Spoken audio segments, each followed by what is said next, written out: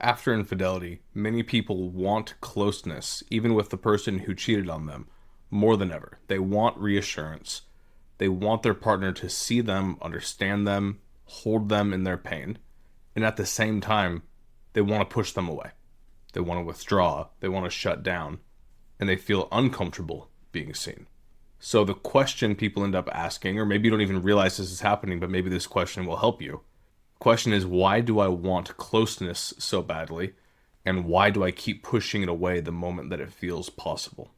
There's a line by the writer Cole Arthur Riley that helps kind of articulate this feeling. She says that to admit your desire to be known would mean acknowledging the shame asleep in you that says you aren't worth knowing. She articulates this feeling that many of us deep down believe that we are not worth knowing. We have shame around who we are. And so the desire to be seen is simultaneously this desire for them to understand that we don't want to be seen, or that we don't feel like we deserve to be seen. After infidelity, wanting that closeness isn't strange. What's strange and painful is what that desire for closeness brings to the surface. Because betrayal doesn't just break trust, it forces self-reflection, it forces bringing things to the surface. And a lot of people are surprised at the amount of latent shame that the infidelity was a catalyst for exposing. Sometimes it creates shame, but oftentimes it's been dormant, and this awakens it. Suddenly there's this shame about being known at all. Perhaps the shame clusters around needing reassurance, or shame about feeling like you've changed as a person, or shame about how deeply this affected you. And what it can sound like is, if they really knew how broken I feel, they'd just leave again. Or if I show how much this still hurts, I'll look weak. Or if I let them see all of me, it'll just confirm that I'm too much.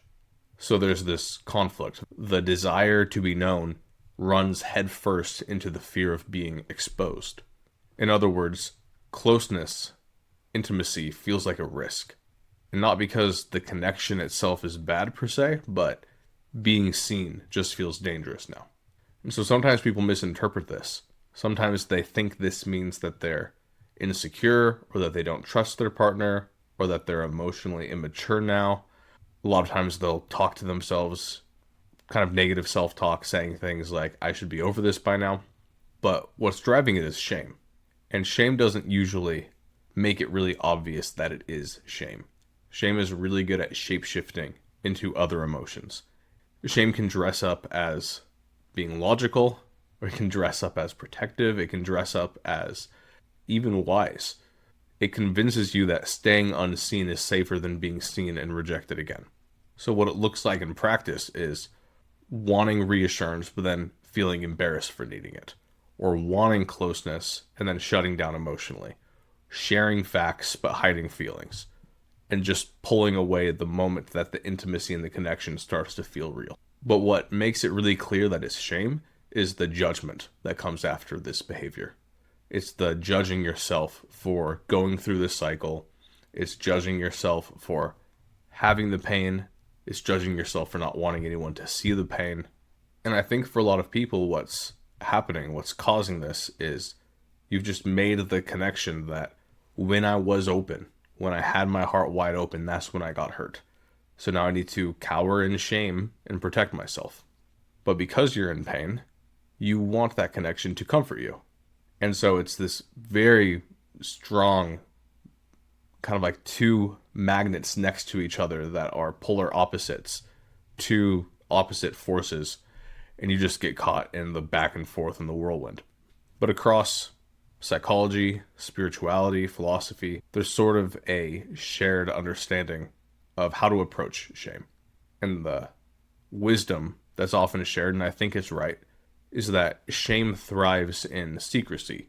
Shame grows when it remains unnamed. And shame tends to loosen its grip when there's compassion instead of judgment. So healing doesn't mean forcing yourself to be brave or to get over it. It doesn't mean dumping your entire story on your partner. It doesn't mean pretending that there's no fear or no insecurity. It usually starts way smaller than those things. Sometimes it can be as simple to start off with is that admitting to yourself and then to your partner, I want to be close. I want this to be good, but I'm scared of what you will see. Other times it might just be in your own self-talk. Instead of asking questions like, why am I like this? It's getting curious around the shame and asking, what is this trying to protect me from? And ultimately, the antidote to shame is embracing the practice of being known in small doses. It could be one feeling that you share, one sentence expressed, one honest moment. It could be in a private journal at first, but it has to be at some point transferred to real people. And it might not be best to do it with the person who just betrayed you. Practice overcoming shame with people that you genuinely feel safe with, that you genuinely can trust. You don't have to share everything. You don't have to share it all at once. But begin practicing the art of being known. Because shame will tell you that being seen will destroy you. That if you go out from the shadows into the spotlight, there will be someone there ready to gun you down. You have to recognize that that's not true. And that's what I think is so beautiful about this line from Cole Arthur Riley. Despite the fact that she's calling out the shame that says you aren't worth knowing, she begins it by saying that we do have this desire to be known in spite of it. And so I think tuning into that part, that despite the shame is still reaching out for love, is a healthy place to begin.